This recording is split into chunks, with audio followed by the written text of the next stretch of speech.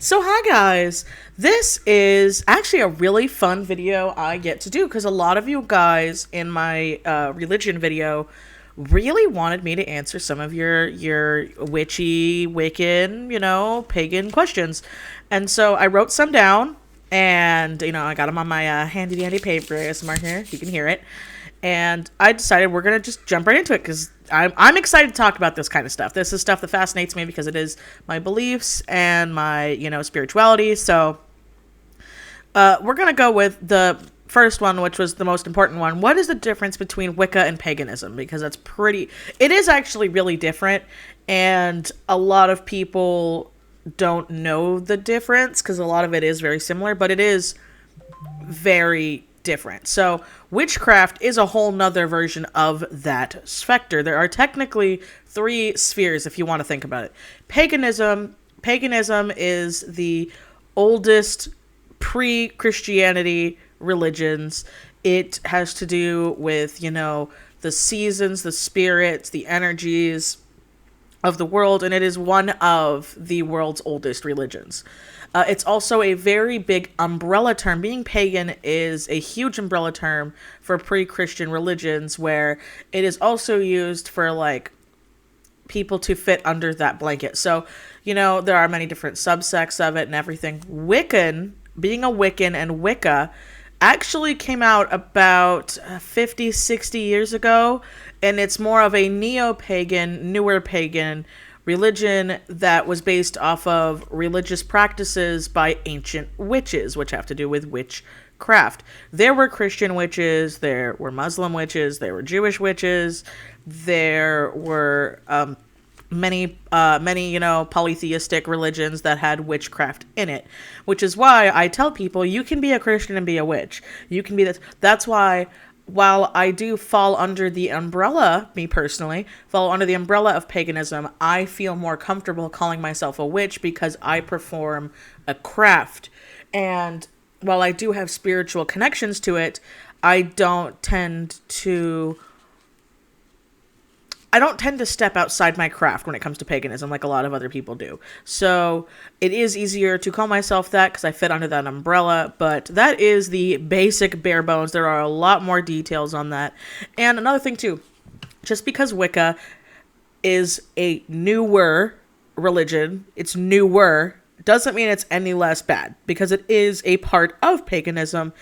It's just more a trendy. But a big thing that a lot of us follow is the rule of three. Not all do, but I personally do. The rule of three also has to go with the triple moon symbol, or the triple goddess, as it's said. And it is that whatever you put out into the world is going to come back at you 3 times stronger. If you help people, 3 times more likely at some point in your life it's going to come back at you and people are going to help you. If you want to go curse somebody, which does exist and does happen, I don't practice it because I already have terrible luck. But when you curse somebody, you need to be fully aware that that's going to come back at you 3 times stronger. Again, not a lot of people believe in that. I am a person who does, but there's that. And the triple goddess, or the triple moon, stands for the life cycle of the mother, the maiden, and the crone, which is the cycle of life that the world and we go through. Another fun thing, witch is a gender-neutral term. It's always been a gender-neutral term. It's one of those things where the media more so messed with it, and because of a lot of other things, I'm sure there's going to be some people who are going to try to debate me on this, but the big reason for, wizard and warlock, because those are also 2 very different things, especially in fantasy settings, but when it comes to religious matters, if you meet a true practicing, true believing male in this religion or spirituality, and they try to say they're a wizard or a warlock, they're not being honest. I know that sounds really mean, but that's how it is. You are a witch, because it is a gender-neutral term, and the media is what spun it into only females could be witches. And that being said, it's also, in a lot of fantasy stories, people make it so only females could be witches and things like that, which is also fine.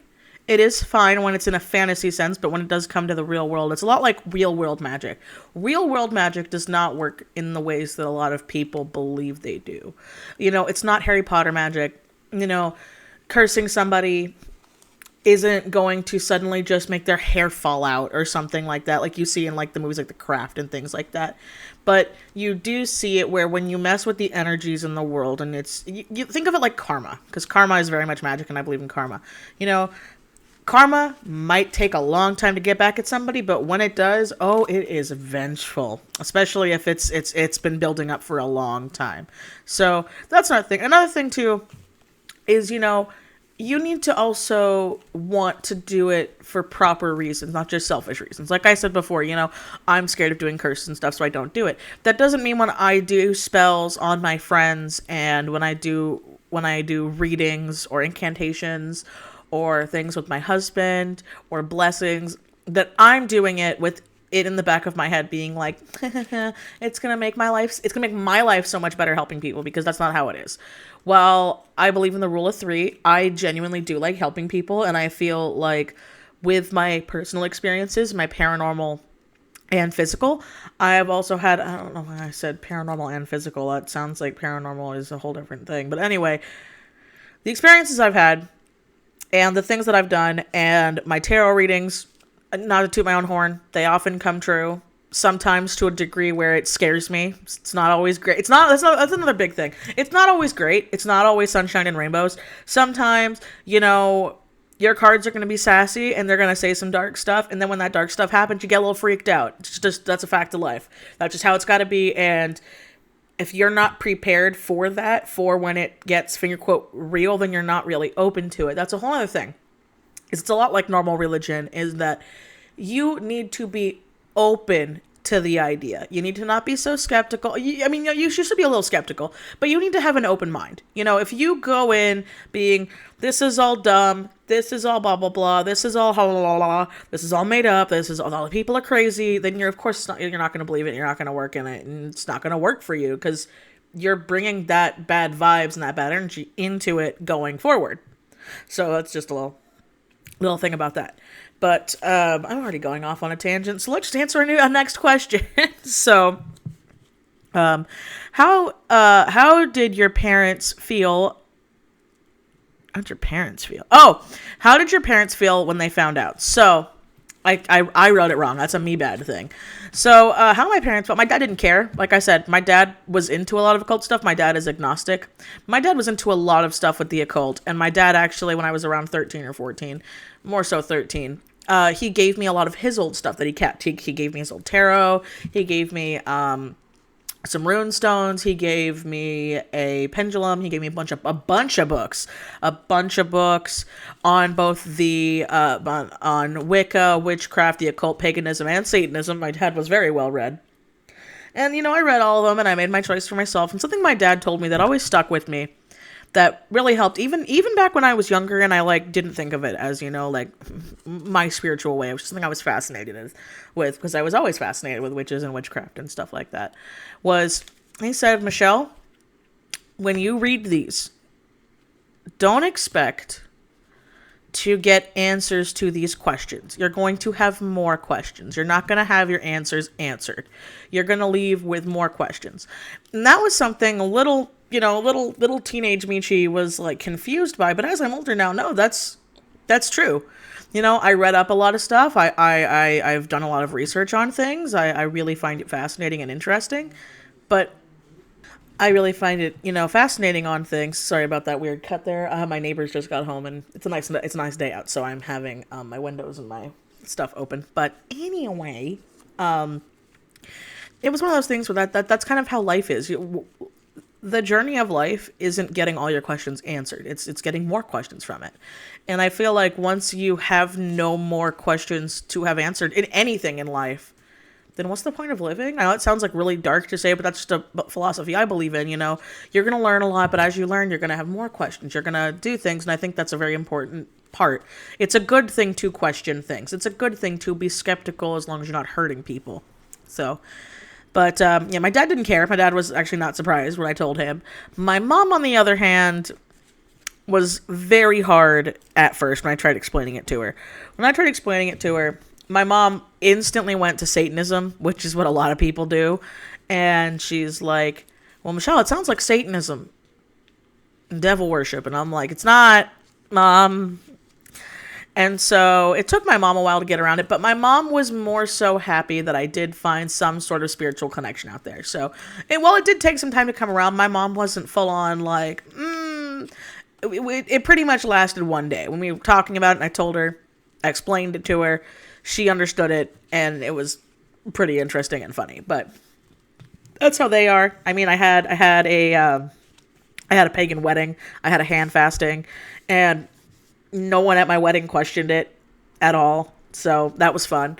But yeah, that's just a part of my life now. So the next question I have is, how often do you practice? So I practice my craft. I try my best to do it on the holidays when I can, but sometimes, and I hate this, but fun thing about the holidays, unless they are literally the solstices, the dates change. It's a lot like Judaism, like with Hanukkah. The dates change because they go with the seasons, and some places go. Again, sorry for that cut there. Wow, great. I accidentally pressed stop recording. That's irritating. So anyway, what I was going on with the seasons is I live in the Northern Hemisphere. I live in America. I prefer to go off of the seasons of the times that I grew up in. But that being said, I live in California, so we don't really have seasons. We have hot and swamp, and that's pretty much it. Like, we're lucky if we even get snow unless you live in Northern Cali or, like, up in the mountains. So, with that being said, I like going off of the, seasonal changes for here.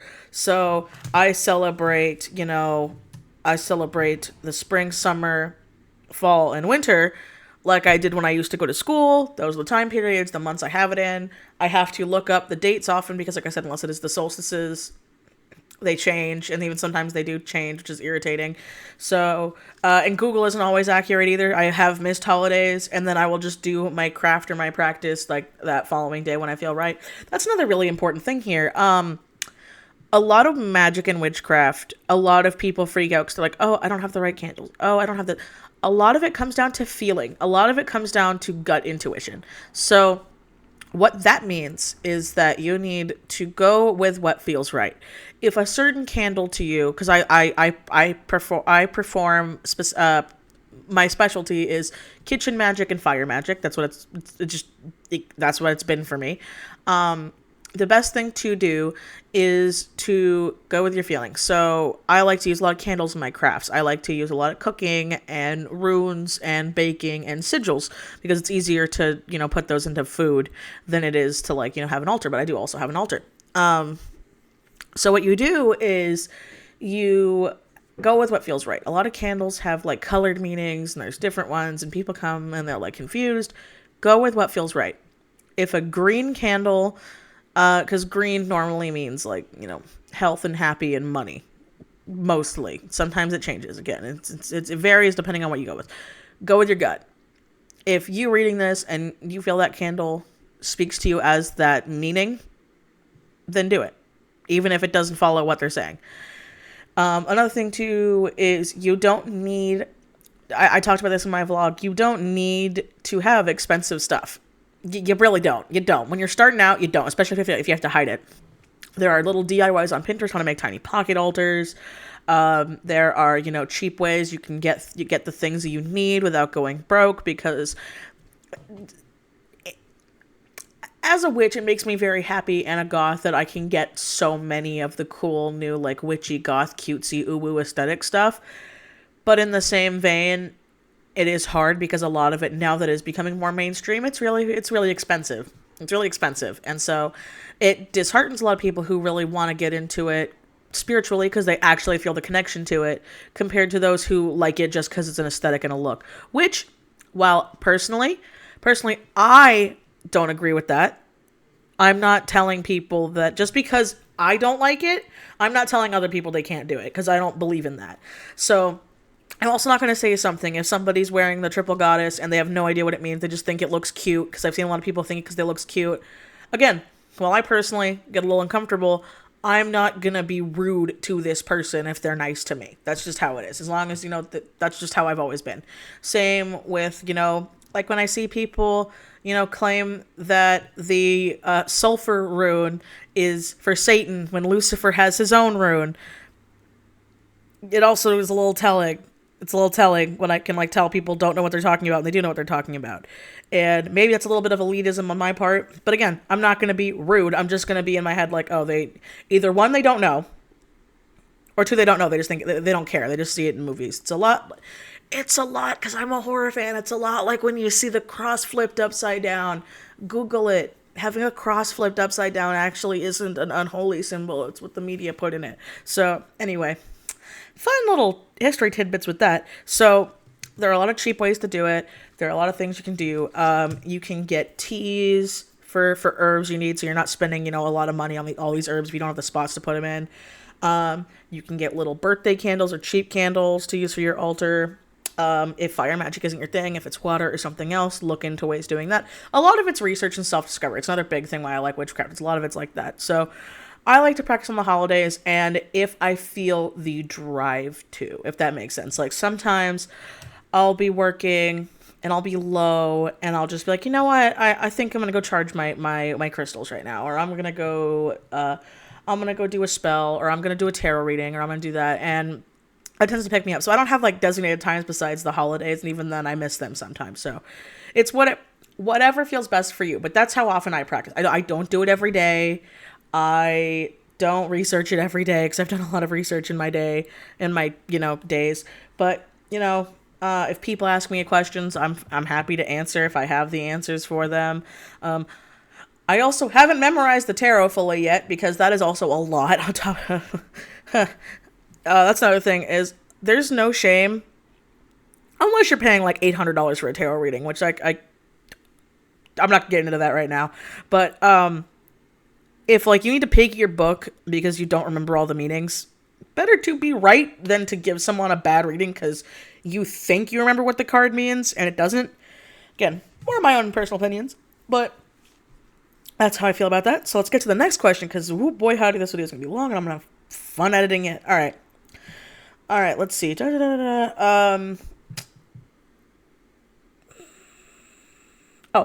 Are there any certain spells that you're most proud of?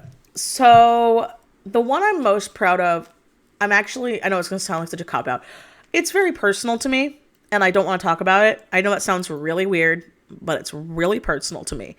And so I'm going to talk about one that I'm not exactly proud of, but was a big eye-opening sign, and it boils back to what happened before when I was talking about, sometimes things working out in the ways you're not excited for. So it was a holiday. I believe it was either Litha or Astra. I don't remember which one. And at this time, it was 2018, and we were living with some people, and they had a fire pit in the back that I got to use a lot, which, made me very happy. And so on the holiday, I had prepared a meal. I had done everything right. All I had to do was burn my wishes, which this is a thing you usually do around the holidays, is you will write on either leaves, brown paper. Again, if you don't have that stuff, basic paper. Again, if you need to be quick and you don't really have to, tissue paper is a good thing to do too because it lights up really quick. And so made a quick little fire. I did some wishes for my husband, for my friends. My husband wasn't my husband at the time. We were just engaged. But I did one where because my wedding was coming up. If you guys have been here for a long time, you know what I'm about to talk about. Even though I don't think I've openly said this story. I put on it, because we were in a very toxic situation, that I wanted us to move out comfortably. And I wrote that because I was selfish. And I was like, I want to be able to move out and move out comfortably. And everything else burned except for that one. And I tried to burn this little piece of paper, and for some reason it did not want to burn. And at the time, little me was like, oh, that's weird. And then later on, after the summer, my husband and I we were kicked out with no warning. We were given 3 days to find a place to live. And if it wasn't for family, we would have been homeless. So I know that's like very drastic, but that was one of those things that when that happened, I thought back to that spell when I was doing my wishes and how that would not burn. And I remember being like, oh my God. Now, while that wasn't my intention was for that to happen, but it was a sign, and I take it as a sign. Call it coincidence. For me, that's pretty coincidental even for me. So, well, it's one that might not seem like I'm proud of. It's one of those moments where I did really feel like my magic was real, and I really did feel like things did come true. So that was a big opening moment for me. Another one, which was a good one, it's a lot quicker, was I was doing a tarot reading for a friend, and my friend was going through a really hard time, and the card pretty much gave her a really hard truth. I'm not going to go into what it was. And with that being said, that was the kick in the pants, was a tarot reading for her to get therapy, and she's doing a lot better now, and I was really happy about that.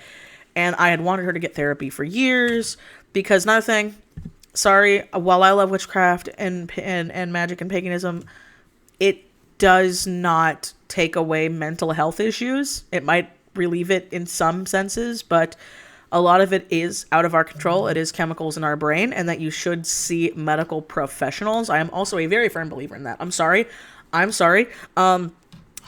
Putting rose quartz on your chest isn't going to make your cancer go away. I know that's really dark to say, but I know people who are that desperate and they don't want to go to doctors. No, please go to a doctor. It's not the same.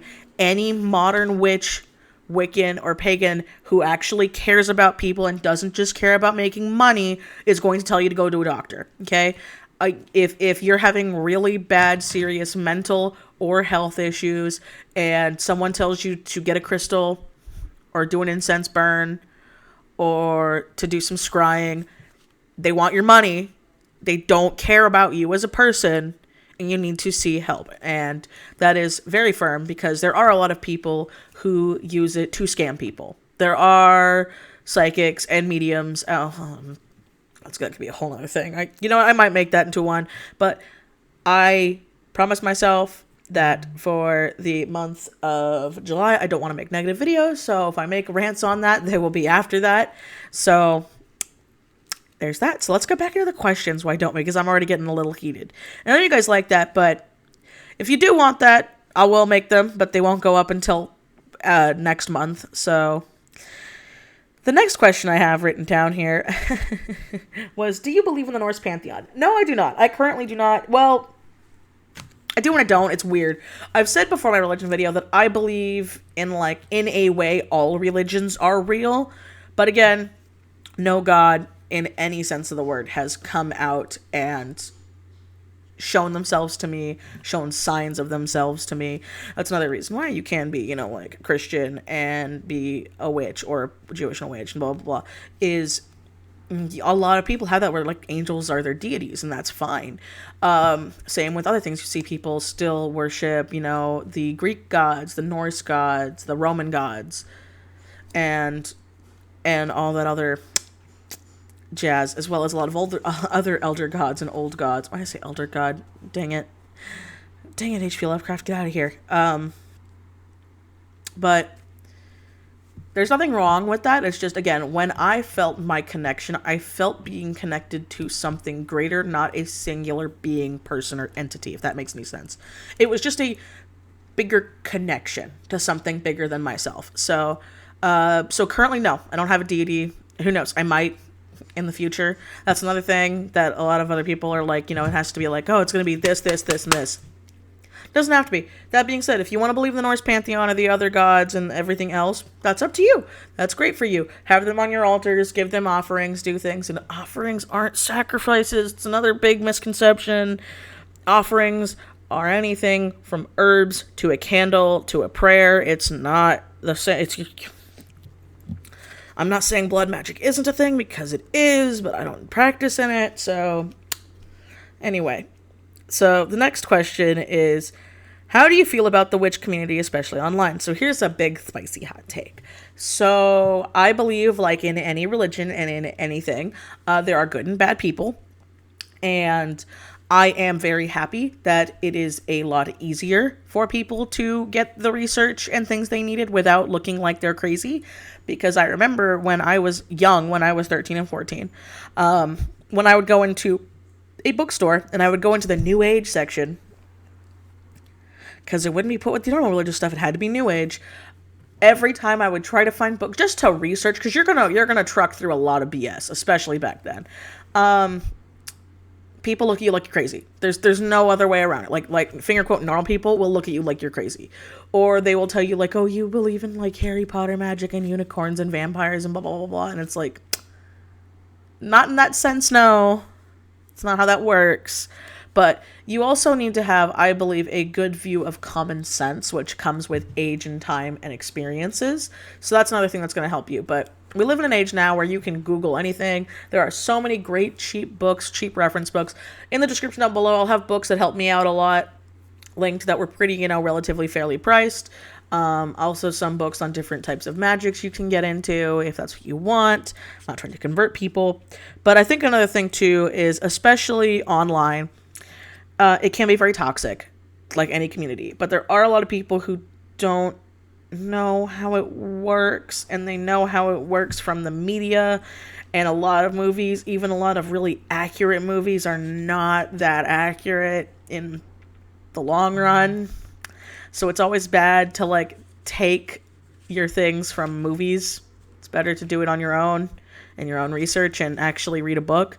But there are always a lot of people who love, they love the witchy aesthetic, they love this and that, and and it's cool and hip, and that's great. I'm not going to be a gatekeeper here, but I will admit, when someone tries to tell me that I'm wrong on something that I've done a lot of research on, and I'll be a little cocky, I know I'm right because I've done a lot of research on it and I've done that, and the stuff they're quoting doesn't have resources or facts to go off of. It's just, off of feelings and everything. That is irritating. But there is a reason why you are seeing more and more people be able to talk about it, to experience their references. There are many people online where you can find a lot of stuff on it. Top of my head, I can think of that I found were White Witch Parlor and Harmony Nice. I don't know if Harmony Nice has a lot of witch content anymore, but I know there are two people at the top of my heads. But when you find a good, healthy witch community, it can be great, but there are a lot of toxic ones out there. There are a lot of ones out there that just want to sell you their crystals and their $800 readings. When I will do another hot take, I will do one hot take and go on to my next question. I personally for me, if this worked for you and it worked for you and it felt great for you, I'm happy for you. I do not believe in online or over the phone readings. I don't. I never have. Even when I was younger, I never have. My dad never had. I feel like it does have to be something face to face. Something I do with my readings when I do readings is I tell people to shuffle the cards, which is what you're supposed to do. I will shuffle them and then I will give it to them so they put their energies, their questions, and I ask them not to tell me their questions when they do it. I don't want to know what it is. I don't want to know what it is. I don't want to be influenced in any way. I tell them, you think your question, you can say it out loud or say it to yourself, but don't let me hear it. Shuffle them, give them back to me, and then we'll do the reading. I feel personally like you do need to be face to face, which again, in the climate we're in right now, that is a little hard to do. But when I see people be like, yeah, for $800, I'll do a Skype reading for you, and that reading could be pretty accurate, but there are a lot of people who don't believe in the tarot, who use the tarot for, reading for cases. So you don't have to believe in magic to use the tarot either. So I personally think that's wrong. I'm not saying, because as someone who's self-employed, I'm not saying people shouldn't be paid for their things, but I think a lot of it is very overpriced and they are trying to get you. Now, another thing is crystals. I'm a big person on crystals. If you get real crystals, they can be pretty expensive, but a lot of people will claim to have real crystals and geodes, and they're still really expensive, but if you know anything, you know there should be more. So then they're selling you dyed crystals, and dyed crystals are not the same and have the same energies as raw crystals do. And that's something else that you see a lot of people who just want to take advantage of people. It's the same thing with a lot of mediums and stuff like that. I am very happy that, again, like I said, you can be goth now. You can wear cute new age stuff. You can go out there showing sigils and runes and it looks good. You don't have to strictly thrift your stuff anymore or buy it secondhand or have to make your own clothes anymore. I think that is a great thing to be a part of now. And I think that is great when people do find their covens in their communities that they're proud of. It can be great. But when it becomes toxic, when it becomes very culty, I'm not comfortable with it. Would I like to find a coven someday? Probably, yeah. But they'd have to kind of be on like my same boat of like, we're not trying to scam each other, we're not trying to belittle each other, we're not trying to curse each other behind each other's back. It's something like that for community, you know. And I know those exist, and while I would like to find one day, again, the world's not really in a place for gatherings and stuff like that right now. So that's how I feel about that. Let's see. My next and last question is, you said you did not have a coven, but do you have a friend you practice with? How easy was it to find you a friend? So I already answered the coven one, but no, I have a couple friends who are spiritually open to it, but I'm out of my group of friends, I don't have a big group of friends either. When I talk about my friends, like my past friends, I used to have a very large group of friends, but they were very toxic and very manipulative, and they weren't real friends.